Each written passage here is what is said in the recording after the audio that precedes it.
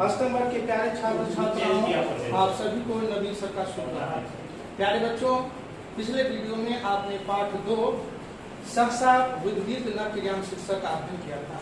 आइए मैं इसी पाठ्य पुस्तक यानी संस्कृत वेदिका से पाठ 3 शिक्षक का अध्ययन कराने जा रहा हूँ, जिसका नाम है पर्यावरणम। शिक्षक पर्यावरणम पाठ को शुरू करने से पहले आप अपने साथ अभ्यास पुस्तिका, लेखनी आदि लेकर बैठे, जिससे मेरे द्वारा बताए गए शब्दार्थ अर्थ को लिख सके, जिससे आपको यह पाठ समझने में आसानी हो।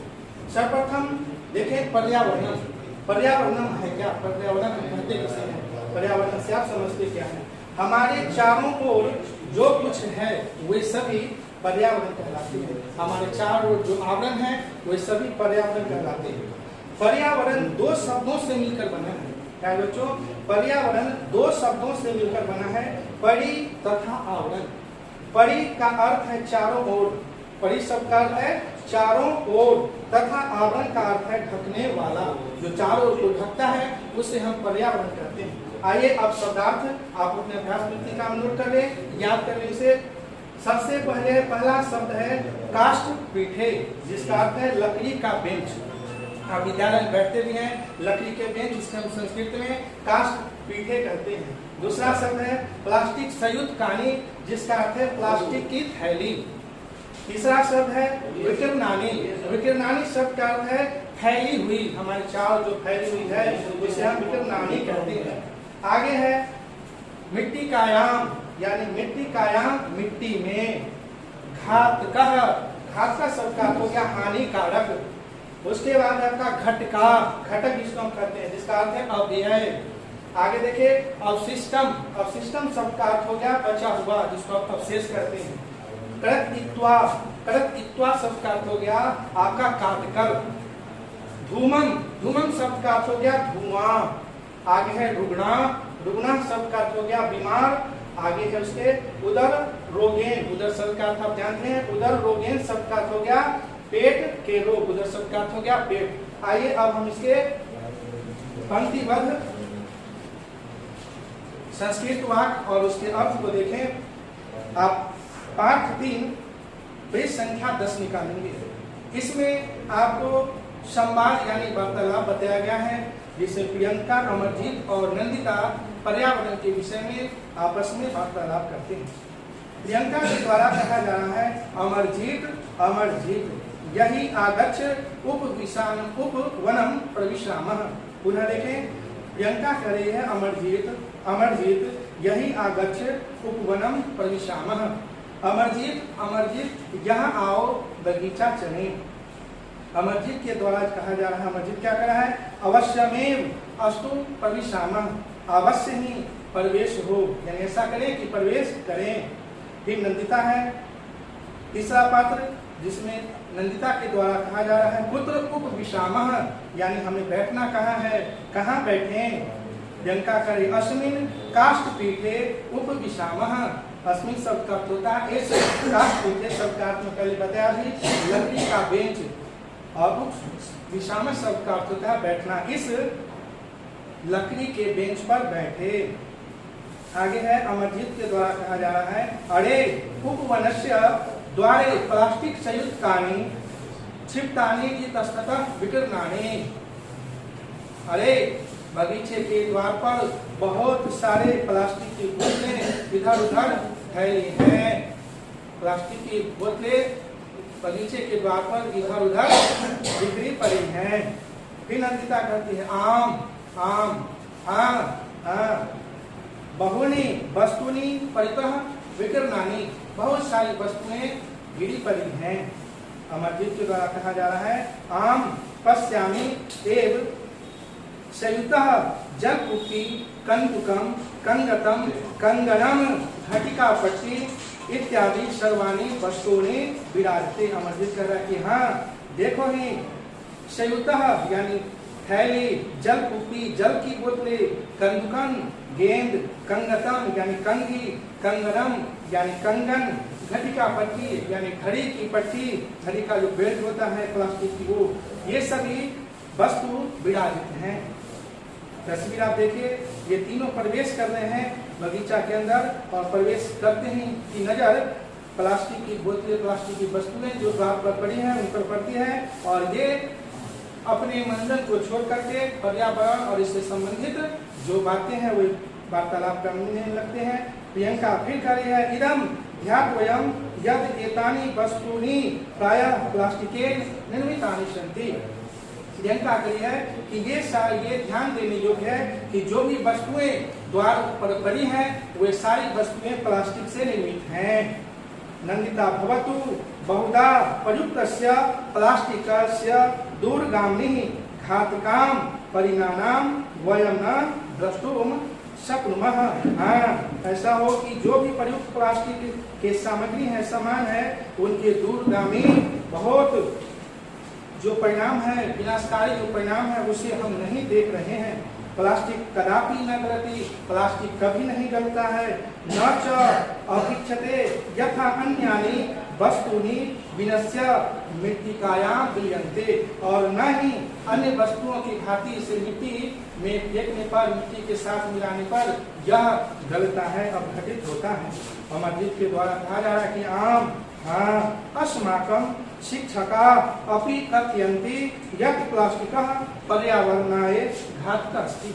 अमरजीत कह रहा कि हाँ, हमारे शिक्षक भी यही कहते हैं कि यह जो प्लास्टिक है हमारे पर्यावरण के लिए बहुत ही घातक है। प्रियंका कह रही है, पर्यावरणम किम अस्ति, पर्यावरण क्या है। अब आगे है अमरजीत के द्वारा कहा जा रहा है पृष्ठ संख्या 11 पर चलिए।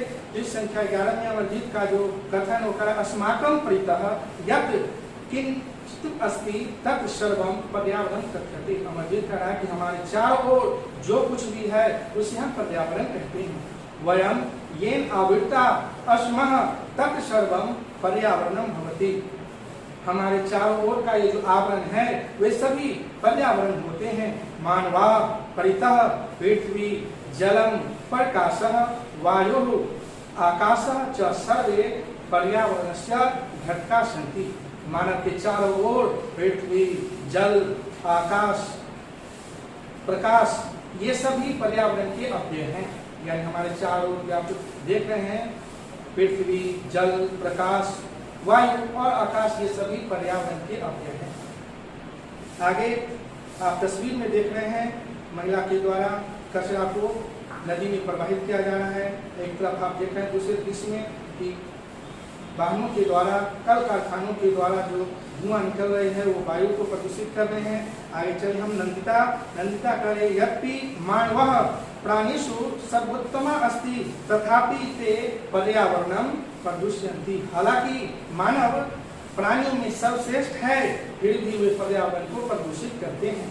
यथा नदीषु अपशिष्टम अपशिष्टम च छित्त्वा तासां जलम प्रदूषितम कुर्वन्ति।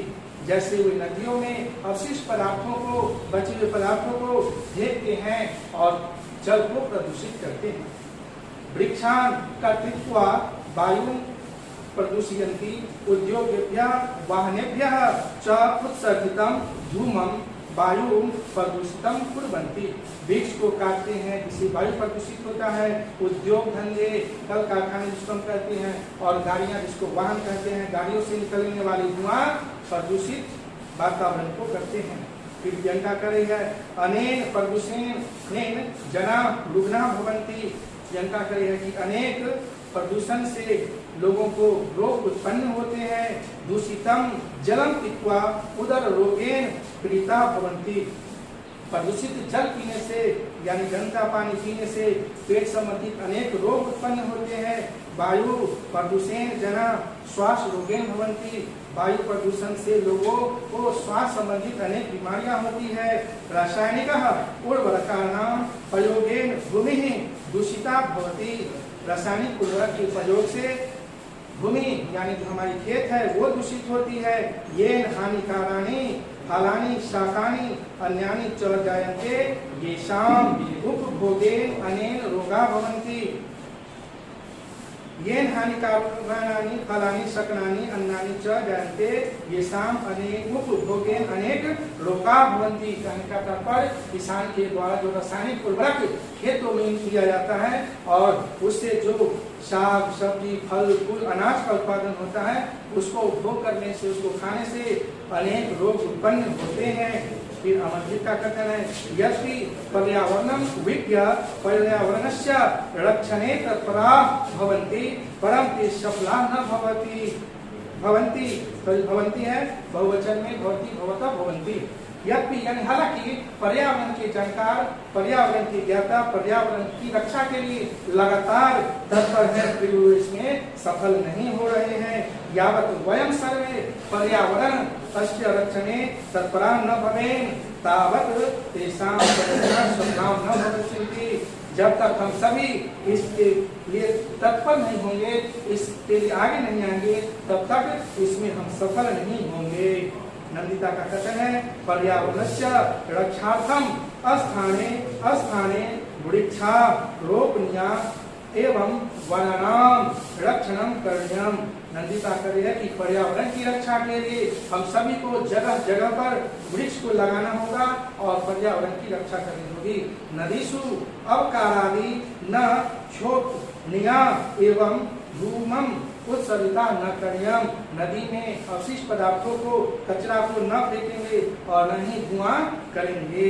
अमरजीत कह रहा है, इदम समयकम ज्ञातवयम यत् पर्यावरणस्य रक्षणे एव अस्माकं रक्षणं भविष्यति। अमरजीत कह रहा है, जब हम सभी यह जान गए हैं कि हमारी रक्षा तभी हो सकती है जब हम पर्यावरण की रक्षा करेंगे। प्यारे बच्चों, मैं इस पाठ का भावार्थ, इसका अर्थ आपको बताया। उम्मीद है कि आप समझ गए होंगे। इसको समझने के लिए बार बार वीडियो को रोकेंगे, इससे को समझ लेंगे। इससे जो आपको असाइनमेंट दिया गया है उसको बना लेंगे। आज के वीडियो में बस इतना ही। आप तत्पर हैं, सुरक्षित रहें। धन्यवाद।